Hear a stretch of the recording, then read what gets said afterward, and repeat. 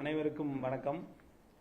கடந்த 2-3 நாட்களாக தொடர்ந்து தொலைக்காட்சியிலே என்னை பற்றி ஒரு அவதூறு செய்திகள் வந்து கொண்டிருக்கின்றன. நீங்களும் அதை பார்த்திருப்பீர்கள்.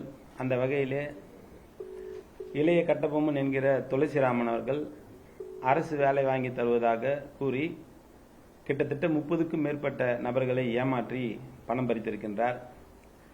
அந்த வகையிலே கடந்த ஆண்டு அவர் கைது செய்யப்பட்டு சிறையில் இருந்து வெளியே வந்துள்ள சூழ்நிலையிலே இன்றைக்கு ஆட்சி மாற்றம் ஏற்பட்டிருக்கின்ற சூழ்நிலையிலே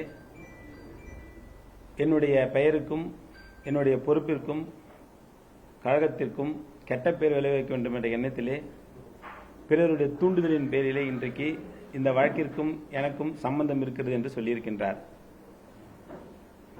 இவர் கட்டபொம்மனினுடைய கடைசி வாரிசு என்றும்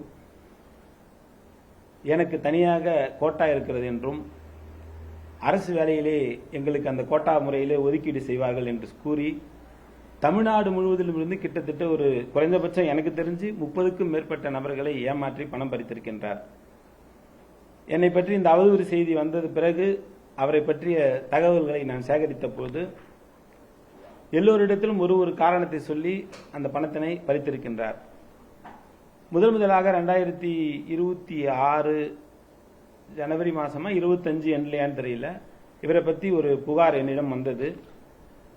அவரை அழைத்து நான் விசாரித்து, இது திராவிட முன்னேற்ற கழகம், இந்த கழகத்திலே பொறுப்பில் இருப்பவர்கள் யார் தவறு செய்தாலும் நம்முடைய கழக தலைவர் அவர்கள் உடனடியாக எவ்வளவு பெரிய பொறுப்பில் இருந்தாலும் பொறுப்பில் இருந்து எடுத்து விடுவார், உன் தவறை சரி செய்து கொள் என்று அவர்களுக்கு கண்டிப்பாக நான் வான் பண்ணி தான் அனுப்பிச்சிருந்தேன். யார்கிட்ட என்னென்ன பணம் வாங்கியிருக்கேன்னு தெரியல, தொடர்ந்து கம்ப்ளைண்ட் வருது. தலைமை கழகத்திலிருந்து என்னை கூப்பிட்டு சொல்லியிருக்காங்க, இதை உடனடியாக நிவர்த்தி செய்ய வேண்டும் என்று சொன்னேன். அதை அவர் காதிலே வாங்கிக் கொள்ளவில்லை. அதன் பிறகு பாதிக்கப்பட்டவர்கள் நேரடியாக காவல் நிலையத்துக்கு சென்று புகார் அளித்து புகாரை விசாரித்ததன் அடிப்படையிலே அவர் கைது செய்யப்பட்டார். இதுதான் உண்மையும் கூட எல்லாருக்கும் தெரியும். ஏனென்றால் திராவிட முன்னேற்ற கழக ஆட்சியிலே உங்களுக்கு எல்லாம் நன்றாக தெரியும், சட்டத்தின் முன் அனைவரும் சமம். யாரு தவறு செய்தாலும் எங்கள் கழக தலைவர் எவ்வளவு பெரிய பொறுப்பில் இருந்தாலும் அடுத்த நிமிடம் தூக்கி எறிந்து விடுவார் என்பதை நன்கு அறிவோம். அந்த வகையிலே யார் தவறு செய்தாலும் அவர்கள் தண்டிக்கப்பட வேண்டும் என்பது எங்களுடைய உண்மையான வெளிப்பாடு. அந்த வகையிலே அவர் கைது செய்யப்பட்டார். கைது செய்யப்பட்டு பின்பு வெளியே வந்துவிட்டு இப்போது இதற்கு நான் காரணம் என்று ஒரு குற்றச்சாட்டினை சொல்லியிருக்கின்றார். அவருக்கும் எங்களுக்கும் எந்த விதமான சம்பந்தமும் கிடையாது.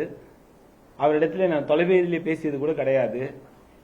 அவரை நேரடியாக அழைத்துத்தான் நான் இந்த புகார் பற்றி தெரிவித்து உடனடியாக சரி செய்து கொள்ள வேண்டும் என்று நான் சொன்னேன். அதை தொடர்ந்து அவர் சரி செய்து கொள்ளாமல் மெத்தனப்போக்கிலே இருந்து இன்றைக்கு பெரிய அளவில் அவரை பிரச்சனைகள் தாக்கும் போது அந்த பணத்தை பெற்று என்னிடம் கொடுத்ததாக ஒரு தவறான கருத்தினை பதிவு செய்திருக்கின்றார். கிட்டத்தட்ட அவர் மேல 2 எஃப்ஐஆர் இருக்கு, உங்களுக்கும் தெரிஞ்சிருக்குன்னு நினைக்கிறேன். இதை தாண்டி அவர் யார்கிட்ட எவ்வளவு பணம் வாங்கியிருக்கார் என்ற விஷயங்கள் ஒரு 2 நாளா நான் சேகரிச்சது.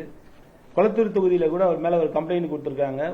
ஒரே ஒரு டீமை வச்சு ஒரு 23 பேர்கிட்ட பணம் வாங்கியிருக்காரு. அந்த 23 பேர்கிட்ட என்ன வேலை வாங்கி தரும்னு சொல்லி பணம் வாங்கியிருக்காருன்னா, டிஎன்பிசியில குரூப் 4ல வேலை வாங்கி தரேன்னு சொல்லியிருக்காரு.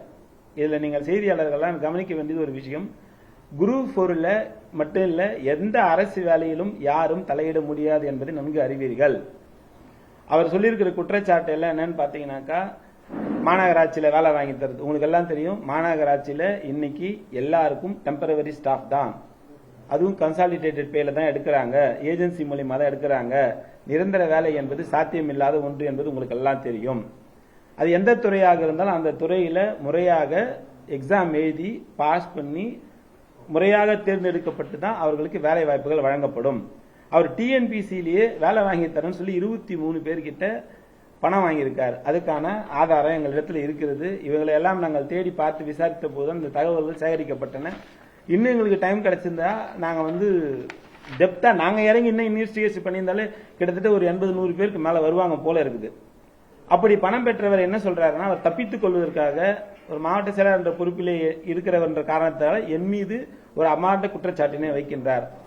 அது மட்டுமல்ல, அதுல சொல்றாரு, இது மாதிரி இந்த பணத்தை பெற்று என்னோட உதவியாளர், உங்களுக்கு எல்லாருக்கும் தெரியும் எனக்கு இருக்கிறது ஒரே உதவியாளர் பிரவீன் மட்டும்தான். அவர் தான் உங்களை எல்லாம் கூட செய்தியாளர் சந்திப்புக்கு கோஆர்டினேட் பண்ணுவார், ஏதாவது நிகழ்ச்சினா கூட. இவர் என்ன சொல்றாருன்னா, பிரசன்னா சொல்றாரு, வினோத் விஜயன் சொல்றாரு. அவங்க எல்லாம் என்ன சொல்றாங்க, கேஸ் கொடுக்க ரெடி ஆயிட்டாங்க. அவங்களும் கேஸ் நேத்துக்கு ஒருத்தர் கொடுத்துட்டாரு. யாரு, துளசிராமன் மேல நேற்று கேஸும் கொடுத்துருக்கிறார். அவருக்கும் குடுக்கல் வாங்கல் இருக்குது. அது என்ன நினைக்கிறாருன்னு கேட்டா, இவர் எங்கெங்கெல்லாம் பணம் கொடுத்து ஏமாறுறாரோ, யாரெல்லாம் ஏமாத்துறாரோ அதுக்கெல்லாம் பஞ்சாயத்து பண்ணி நான் பணம் வாங்கி தரேனாக்கா, நான் வந்து கட்சியில மாவட்ட செயலாளர் கழக பணியை பார்ப்பேனா, இவர் செய்யற செயலுக்கு நான் உடனே போக வேண்டும் என்று நினைத்தார். ஆனால் அது சாத்தியமில்லை. நான் ஸ்ட்ரிக்டா வான் பண்ணது உண்மை. அதனுடைய காழ்ப்புணர்ச்சியின் காரணமாக இது அரசியல் தூண்டுதலின் பேர்ல தான் இன்னைக்கு இந்த கேஸ் பதியப்பட்டிருக்கிறது என்பதை, இந்த குற்றச்சாட்டு பதியப்பட்டிருக்கிறது என்பதை என்னால் நன்கு உணர முடிகின்றது.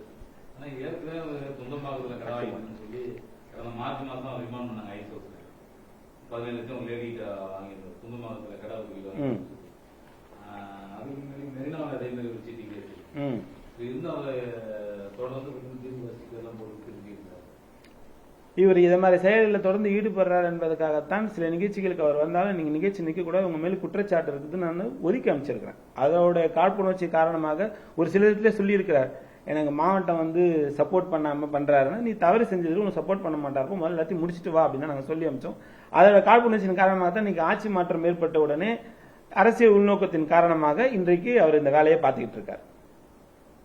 கார்பரேஷன்ல டிரைவர் அசிஸ்டன்ட் வேலை இந்த மாதிரி வேலைகள்லாம் நீங்க வாங்கி தரதுக்கு உறுதியா இருக்குன்னு சொல்லி அவர்கிட்ட நம்பிக்கை கொடுத்ததாகவும், அதன் அடிப்படையில தான் அவரு பணத்தை நீங்க சொன்னதன் பேர்ல பிரச்சனை ஆகிட்டோ கொடுத்ததாகவும் கம்பெனில சொல்லியிருக்காரு. இன்னும் பேர்ல சொல்லியிருக்காரு, என்னன்னா இந்த நேரத்துல இவ்வளவு பணம் வாங்கி நான் கொடுத்துருக்கேன் அப்படிங்கிறது சொல்லியிருக்காரு. சரி, ஆனா அது மாதிரி எதனா இது சொல்லியிருந்தாருனாக்கா, அதுக்கு என்கிட்ட கொடுத்தேன்னு சொன்னாருன்னா அதுக்கு சாட்சி இருந்தா அவர் ப்ரூவ் பண்ண சொல்லுங்க. நான் சொல்றேன், ஒன்று மட்டும் நல்லா புரிஞ்சு கொள்ள வேண்டும்.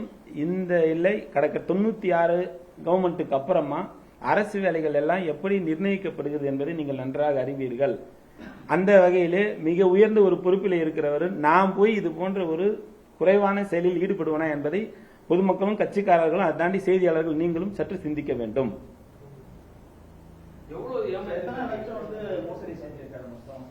அவர் கணக்கே இல்லாத போதுமா, அது என்னன்னா எங்களுக்கு வந்து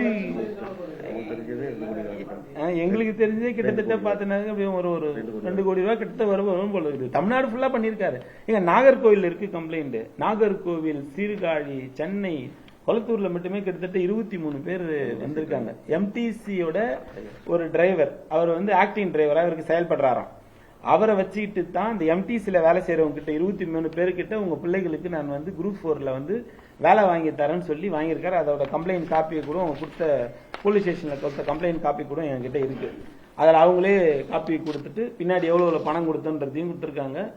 இந்த ராஜமங்கலம் போலீஸ் ஸ்டேஷன்ல கொடுத்ததுக்கான காப்பியும் இருக்கு. இது மாதிரி பல்வேறு குற்ற செயலில் ஈடுபட்டு இருக்காரு போல இருக்கு. எனக்கு 2024க்கு அப்புறம் தான் அவரை பத்தி எனக்கு சில விஷயங்கள் தெரிய ஆரம்பிச்சதுக்கு அப்புறம் தான் நான் கூப்பிட்டு சொன்னேன், இந்த மாதிரி பிரச்சனை வந்துருக்குது. அதை தடவை எனக்கு ஃபர்ஸ்ட் அவரை எப்படி அவர் தப்பு பண்றாருன்னு தெரிஞ்சுன்னா, வட சென்னையில இருந்து ஒரு சகோதரர் எனக்கு போன் பண்ணார். இந்த மாதிரி போன் பண்ணி இவர் இது மாதிரி ஒரு தப்பு பண்றாரு சார்னு சொன்னோன்னே அப்பதான் அவரை கூப்பிட்டு நான் வான் பண்றேன். இது மாதிரி இருக்கு, ஏதோ கம்ப்ளைண்ட் வருதுப்பா, அறிவாலயத்துல இருந்து எங்கிட்ட அந்த கம்ப்ளைண்ட் கொடுத்து இதை விசாரிங்க, நிர்வாகியா இருக்கா நீங்க விசாரிங்கன்னு சொல்லி நான் சொன்னதுக்கு அப்புறம் தான் அதை வச்சு கம்ப்ளைண்ட்டும் எடுத்து அதுக்கப்புறம் தான் அவரை கூப்பிட்டு விசாரிச்சோம்.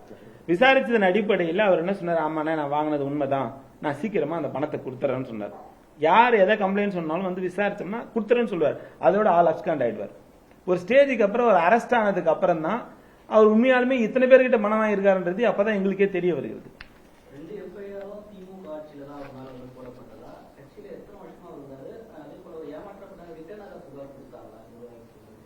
இல்ல, இது என்னன்னா கட்சிக்காரங்களை பார்த்தே அவர் எதுவுமே பண்ணல. எல்லாம் பொதுமக்கள், அப்பாவி பொதுமக்கள் கிட்ட இருந்து தானே இந்த மாதிரி செயலில் ஈடுபட்டு இருக்காரு.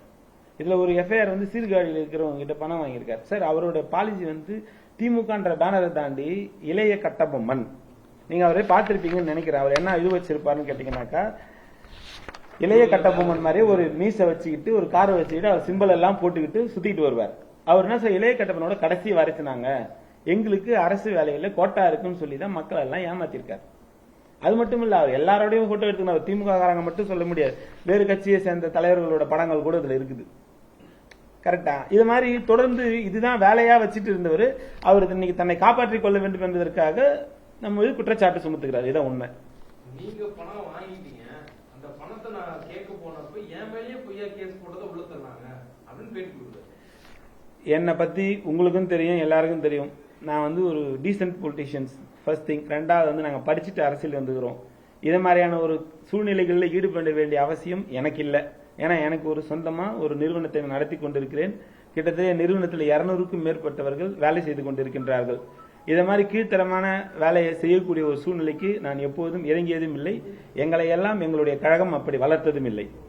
அவர் என்ன சொல்றாரு, 2022 நாங்க நீங்க கவுன்சில் ஆனதுக்கு பிறகு இந்த மாதிரி நான் பணம் வாங்கி கொடுக்கறதுக்கு முற்பட்டேன். அவர் என்கிட்ட சொன்னாரு, என்ன சொன்னாருன்னா, நீங்க தெரிஞ்சவங்க கொடுத்துருந்தா சொல்லுங்க, நம்ம உங்க வேலை வாங்கி தரேன் அப்படின்னு நீங்க சொல்லிருக்கேன். நீங்க நம்பிக்கை கொடுத்ததாகவும் அதன் அடிப்படையில் அவருடைய மனைவியும் உட்பட அவர் நண்பர்கள் எல்லாம் சேர்த்து பணத்தை உங்ககிட்ட கொடுத்ததாகவும் 2022 கொடுத்த பணத்தை தொடர்ச்சியா நீங்க வேலை வாங்கி தர முடியாது சொன்னது அப்புறமேட்டு கேட்டதாகவும் நீங்க அதை கொடுக்க மாட்டேன் முடிஞ்சதை பார்த்துக்கன்னு சொல்லும் போது திமுக தலைமையிட புகார் கொடுத்ததுனால நீங்க அவர் மீது 2024 வழக்கு பதிவு செய்து நீங்க அவர் மேல கேஸ் போட்டு உள்ள தருவதாகவும் உங்க மேலதான் குற்றச்சாட்டு. முற்றிலும் தவறான குற்றச்சாட்டு. ஏன்னா நீங்க காவல்துறை பத்தி உங்களுக்கு நல்லாவே தெரியும். திமுக அரசு இருந்தப்போ காவல்துறை எப்படி செயல்பட்டது என்பது உங்களுக்கு நன்றாக தெரியும். மின்னல் வேகத்திலே சென்னை காவல்துறை செயல்படும். அப்படி இருக்கிற சூழ்நிலை யார் குற்றம் செய்தாலும் அவர் மீது நடவடிக்கை எடுக்க வேண்டும் என்பது நம்முடைய முதலமைச்சராக இருந்த தளபதி அவர்கள் விட்ட ஆணையின் பேர்ல யாராக இருந்தாலும் உடனடியாக கைது செய்யப்படுவார்கள் என்பது என்று நல்லாக தெரியும். அது மட்டுமல்ல, அவர் சொல்ற குற்றச்சாட்டுகளுக்கு ஏதேனும் ஆதாரம் இருந்து அவர் சொன்னால் நான் சட்ட ரீதியாக சந்திக்க தயாராக இருக்கின்றேன். ஆமா, திமுக உறுப்பினராக இருந்தாரு, கட்சியில பொறுப்பும் இருந்தாரு, மாவட்ட பிரதிநிதியா பொறுப்புல எல்லாம் இருந்தாரு. அவருக்கு என்ன வேலைன்னா இந்த படத்தை காமிச்சு அதை எல்லாரோடையும் படம் எடுத்துப்பாரு. இந்த படத்தை காமிச்சு இவர் எனக்கு தெரியும், இவர் எனக்கு தெரியும், இவர் எனக்கு தெரியும், ஏன் கூட ஏன் படம் எடுத்துனாருன்றது உங்களுக்கு விளக்கம் சொல்ல தேவையில்லை. அப்படிப்பட்ட சூழ்நிலையில இதை காமிச்சு இவரோட இருக்கேன், இவர் மாவட்ட செயலாளர் உங்களுக்கு தெரியும் அப்படின்னு சொல்லி பணம் பறிக்கிறதே முழு நேர வேலையா இருக்காரு.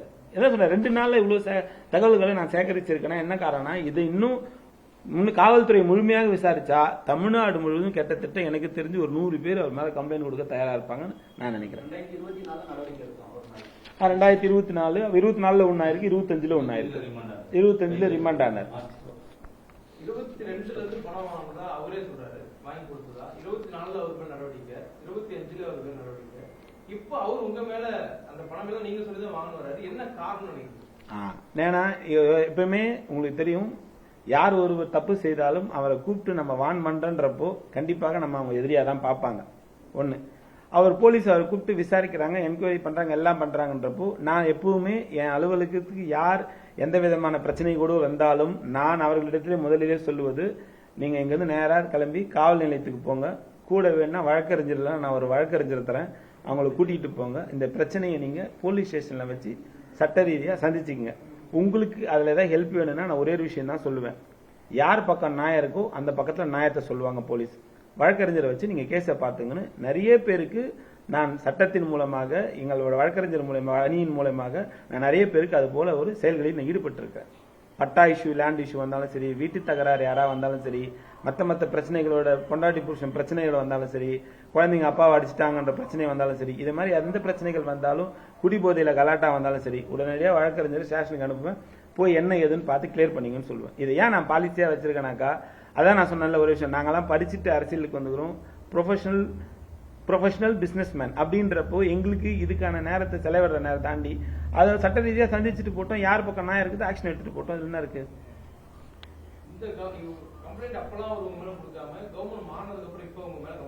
நீங்களே சரியான கேள்வி, அதிலே பதில் இருக்கு. எந்த காழ்ப்புணர்ச்சியின் காரணமாக யாருடைய தூண்டுதல் பெற அவர் கம்ப்ளைண்ட் கொடுக்கிறார்ன்றது கண்டிப்பாக காவல்துறை விசாரிக்கும் என்ற நம்பிக்கை எனக்கு இருக்கு.